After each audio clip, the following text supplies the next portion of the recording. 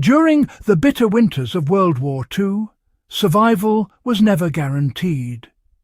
Entire cities faced relentless bombings, food shortages, and freezing temperatures that could claim lives as efficiently as the war itself. Families endured unimaginable hardship, yet many survived by relying on methods that have been all but forgotten today. If you're a serious history enthusiast or a survivalist at heart, this guide will not only take you through these forgotten practices, but also offer practical insights that can still be applied in extreme situations. One of the most overlooked strategies involved creating microclimates within homes. During the harsh winters, many families lacked sufficient heating, so they learned to manipulate the environment inside their living spaces. In cities like Warsaw and London, families would concentrate in a single room, sealing windows and doors with layers of fabric, newspapers, or even cardboard. They would hang thick blankets along walls to reduce heat loss and place rugs on bare floors to retain warmth. This method wasn't just about staying warm, it also conserved precious fuel. A small stove or fireplace, often fueled with scrap wood, coal, or even dried cardboard, could heat the entire room if insulated properly. Applying this knowledge today, survivalists can maximize heat efficiency by selecting one room to focus their warmth on and using reflective surfaces behind stoves or heaters to direct heat where it's needed most. Food scarcity was a constant threat, and refrigeration was a luxury almost non-existent in war-torn Europe. Families learned to preserve food in ways that are surprisingly resourceful. Root vegetables like potatoes, carrots and turnips were buried in layers of sand in a cool, dry cellar to prevent them from freezing or rotting. Cabbage was fermented into sauerkraut, not only providing a vital source of vitamins, but also lasting for months without refrigeration. Drying was another crucial method. Meats, herbs and grains were hung from ceilings or attics where warm air could circulate but moisture could not settle. Today, even without electricity, these methods can be applied using cool basements, insulated storage bins, or even airtight containers in dry, dark spaces. Learning to rotate and layer food properly can drastically extend its shelf life, a skill every survivalist can benefit from. Individual survival was difficult, but collective strategies often determined life or death. Families would band together to share resources, split food, and trade clothing. In many towns, informal community networks emerged where those who had a little more could help those in desperate need, creating resilience on a communal scale. In practical terms, this meant that even a single loaf of bread or a small pile of firewood could stretch further. Applying this principle today, modern survivalists, or preppers, can benefit from forming close-knit networks with trusted neighbours, sharing knowledge and pooling resources to face extreme conditions more effectively. This approach is often overlooked in survival literature, but was vital for the everyday civilian during World War II. When traditional survival tools were unavailable, ingenuity really filled the gap. Clothing was layered in ways that maximized insulation.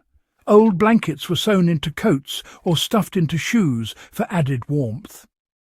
Candles were rationed and burned sparingly, often used to melt snow for water or, provide brief warmth in a room. Broken furniture served as fuel, and discarded tins became stoves or food containers. Understanding this adaptive mindset provides modern learners with a blueprint for improvisation. When conventional equipment fails, survival may depend on the ability to identify useful resources in the immediate environment and repurpose them creatively. Even urban dwellers today can benefit by recognizing potential survival tools in items often considered trash. Water was often in short supply, especially in bombed cities. Families learned to collect snow and rain, but they also developed methods to purify it when boiling wasn't feasible. Filtering water through layers of cloth, charcoal and sand removed debris, while small amounts of sugar or salt could help reduce bacterial contamination when nothing else was available. For modern application, understanding these simple filtration methods can be life-saving. A layered filter system using sand, cloth and charcoal in a makeshift container can make collected water safer for consumption when conventional purification tools are unavailable. Learning these techniques offers a direct link to survival methods that actually kept families alive through extreme conditions. Heating was more than just stoking a fire. Families discovered that trapping body heat collectively could make a difference. People slept close together, sometimes under shared blankets, to conserve warmth. Stoves were surrounded by reflective metal panels to radiate heat back into rooms, and furniture was strategically arranged to block drafts and channel heat. Survivalists today can replicate these principles using reflective blankets, heat-retaining bricks, or even tents inside homes during emergencies. Understanding the geometry of heat retention can extend the warmth provided by even minimal fuel sources.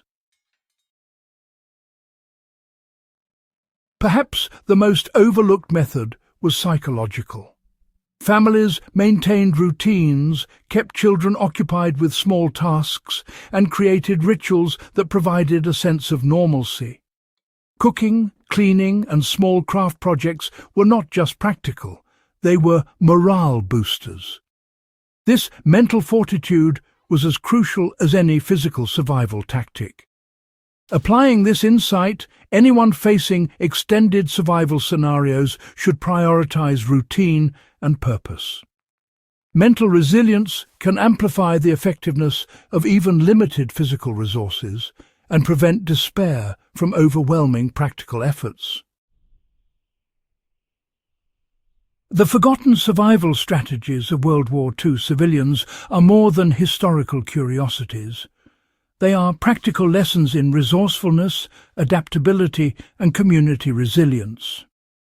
From microclimate management to inventive food preservation and water purification.